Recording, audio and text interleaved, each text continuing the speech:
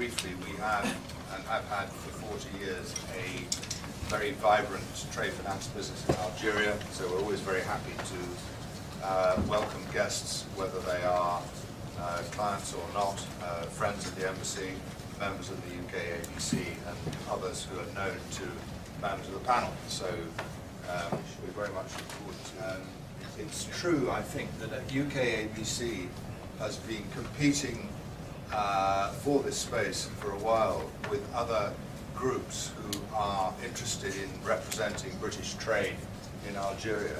And I feel from independent objective reports that UK ABC has kind of pulled ahead in the race. So I congratulate Zach for staying the distance. This is not an advert, it's simply a fact which is so well done at getting everything together. That is now growing. And when I was talking to the President in December last year, he said, when are you going to bring your Prime Minister? Well, of course, the awful situation that took place in Amenas actually meant that the Prime Minister decided to visit Algeria. And of course, Algeria is now very much in his mind because it was a hugely successful visit. He had tremendously good conversations with the Prime Minister and the President. And when I saw him at Downing Street more quite recently, he again reminded me of the visit and the success of that visit. Because what we are seeking to do is something really quite profound. And this is a proper partnership. And it's a partnership which embraces a number of key areas. For example, as a result of that terrible tragedy of a few weeks ago, there is now a security link between the two countries which never existed before. And the most senior people in our intelligence services were on the plane going out to Algeria to talk to their counterparts. And so that is one aspect. The other aspect is that the President completely understands that the upgrading of education and health is important. And to give opportunities to young people, again, there are significant investment opportunities available to British businesses and to developing the English language, which is something which is evolving rather rapidly in the country. And then, of course, there are the actual business opportunities. This is a country with immense wealth, huge resources, both physical and human. And what I can tell you is that I have, in all my time visiting many, many countries, have never been received with quite such friendship and enthusiasm. We now have a very, very powerful bilateral relationship, and therein lies the opportunity. And just to also elaborate a little bit more, the Energy Minister in Algeria, Mr. Yousfi, is my counterpart. He has been charged to work with me and everybody else involved in making sure that we actually translate this business relationship into reality. And if there are blockages and impediments, it is up to him to help us together, working together, to try to deal with them. And he's been charged to do this by the President. And I think that's a very firm commitment. Alistair Burt, the Minister in the Foreign Office, was in Algeria just the other day. The self-same Mr. Yousfi, the Energy Minister, will again soon be in London, and again this will be taking on the relationship even further. So what we're seeing is the emergence of something which I think is quite different from what happened before, and therein lies the business opportunities. And I've been talking to a whole number of firms about what the opportunities are in Algeria. In fact, I had a list this morning sent from our embassy in Algiers of the key target areas which are now being focused on. And there's a real excitement of the possibilities to follow. So I have huge enthusiasm. I know that we're working very closely with the embassy here in London. We have an excellent relationship with them, with UKTI, with our operation in Algiers. So I hope that the government here, with a prime ministerial imprimatur now, which wasn't there before, will lead the way to certainly an opening up of the bilateral relationship and investment opportunities. And I just think that in building those relationships, there are going to be some very significant opportunities. And I hope very much to assist in any way I possibly can to fulfill that. So thank you very much. I'm sorry I can't stay, but I'm afraid the Chief Whip and I would be having a conversation which would not be very enjoyable if I didn't go now. But I wish you well this afternoon, and I'm so sorry to miss the contributions of everybody else. But thank you very much. Thank you very much for coming on. Thank you. First, very, very impressive place where Algeria sits in the international market, in particular in the international energy markets. Then there's a regional spot that Algeria occupies, and in the region Algeria is a major heavyweight, both in North Africa but also in comparison on certain parameters with the Gulf countries, which are oil exporters and major ones in their own right. And thirdly, Algeria as an economy poses some really very interesting opportunities over the next few years, including challenges, and some of us know what the challenges are, but there are opportunities to take note of, and I shall share some of these with you. So if we begin by looking at the major area in which Algeria distinguishes itself on the world scene, obviously oil production and gas production stand out, and Algeria is and will remain a major player for years to come. If you take a look at the difference between 2012 and 2017, you have these upward sloping charts for both oil and for gas. I'm sorry if you're in the back and can't see them. But essentially, the point is to show that Algerian exports and reliance on Algerian exports in the world is set to continue.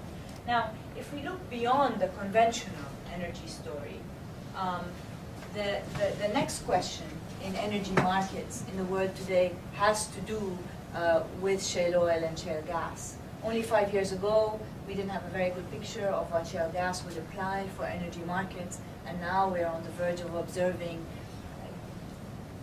gas independence, gas autonomy in an economy as large as the United States. So the question that poses itself immediately is what happens if shale oil and shale gas get developed? And then again here, what we find is that Algeria is among the club of 9 countries that are set to dominate global shale gas markets going forward. And so if you look, the major player here in terms of recoverable shale gas resources, so these are reserves that we think these countries have. Again, the technology around this is in process, but we've got China first, the USA next, then Argentina, Mexico, South Africa, and then there's a group of countries here that have similar proven reserves to date. This is again technology to date, and that's Australia, Canada, Libya, and Algeria. And what we know about the rest of the world is only roughly 3.5 times what Algeria possesses today. So it's a very, very encouraging picture for the time when we do actually observe this possibly imminent revolution in energy markets. If we look at Algeria in the region, so we've now just discussed Algeria in the world. If we look at Algeria in the region and compare it to some other players in the region, if we look at total investment as a percentage of GDP, Algeria towers above the rest of the region, including countries that are most direly in need of investment, such as Egypt today. Algeria is way ahead and will remain way ahead for years to come. If we look at what constitutes a comfortable economic position, how do we determine whether a country is comfortable? It's sort of like determining whether a person is comfortable. You take a look at their bank account if you can, or ask them. If you look at Algeria's external position, Algeria's bank account is very, very comfortable. In particular, if you look at its current account balance, you compare that with Saudi Arabia. Algeria is right after Saudi Arabia here, and here, obviously, we've got deficits in these countries. If you look at gross official reserves, Algeria is ahead of Saudi Arabia in terms of months of import cover. Meaning, how much? She has another commitment at 5 o'clock, and thank you very much for coming. If there is any quick questions, we're very happy to take a few questions before she leaves. I've got a question. It was about the months of import cover in terms of reserves. You look at Libya, for example, which has about half of 170 billion frozen, the other half frozen, unfrozen rather. We took that as all unfrozen. What would the figures for Libya be, do you think, with only a population of 6 million compared with 32 million or something like that? Libya today has, the trouble is frequency of data in Libya, and it's difficult to have up-to-date data. But reserves in Libya are around 110, I think. Central I bank thought there were reserves. more, but We don't really have high-frequency data coming out of the central bank The here. chart there will show you huge inward investment into Algeria. It's outstandingly large compared to the other countries. And yet you talk about packets of opportunity, and it's the bottom. To me, I relate inward investment into opportunities, that large figure in the red. And yet when you look at the packets of opportunities for us to look at, they're way below the median. They don't seem to relate. This is not inward investment, it's total investment. It's the public expenditure pipeline. So it's domestic investment. So it's investment. So it's not foreign direct investment coming into the country. In fact, one of the I would like now to weaknesses hand over of to the- Ali Gassai, the Trade and Economic Attaché of the Algerian Embassy, who is here with us this afternoon representing the embassy to talk to us about or give us some thoughts.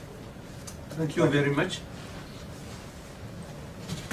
Welcome everybody, and we welcome every one of you in Algeria in April with Mr. Zak. I think that I hope that you will have a very interesting trade mission.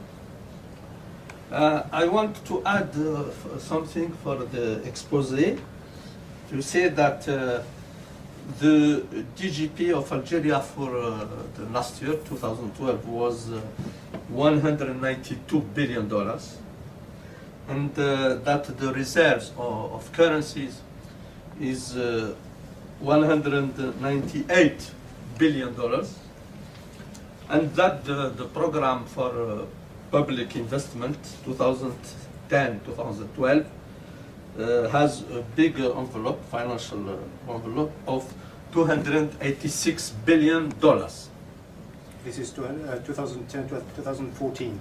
2010 to 2014, yes. Yes. Right. Yeah. So we have a very large investment program in many spheres, infrastructures, agriculture, health, education. Opportunity to thank the UKBC, who is working now from 2 years to improve this movement of exchanges between Algerian and Algeria. And our ministers a very interesting trip for this mission, and we are here to help you and to give you some documentation if necessary, and to give you some addresses, and thank you very much. Thank you very much indeed. Thank you very much indeed, Mr. Kasai, for this very insightful information, and it's very nice and good to hear. I mean, the doors are open for people who are looking for opportunities for help from the embassy, from UKBC, from other platforms who are linking the two countries. Before we go to the Q&A, I think I will present you to Professor Lasfamazian. He's a professor in finance from CAS Business School, and he is going to talk to us about the financial sector investment opportunities in Algeria. How it's going to help you in doing your business, and secondly, to give you some ideas probably about how to invest in non-oil related sector, which is really something that I mentioned here, is where we can develop this financial center in really London is the focus of the whole UK economy. So if you exclude London, I mean, this gathering and this meeting, first of all, I'd like to thank you all for coming and spending time to be with us this afternoon. And this gathering is actually to highlight as well the trade mission we are organizing on the 14th of April. Relations between the two countries, as Lord Risby mentioned, these companies, British companies coming along, because they said that would be fantastic for us to have a choice. We've been really stuck to the French system, the French way of doing things for a long time, and they said we are really here to assist and work with you to see how can we overcome this issue, the system they had, to really work around it to make or accommodate the British companies in different sectors to be able to enter the market and sort of operate in the country. But they were definitely very pleased to have sort of companies come in and seeing that there is an option, there is a choice, there is a way of negotiating business compared to having only one provider or one link or one country to work with. Go ahead.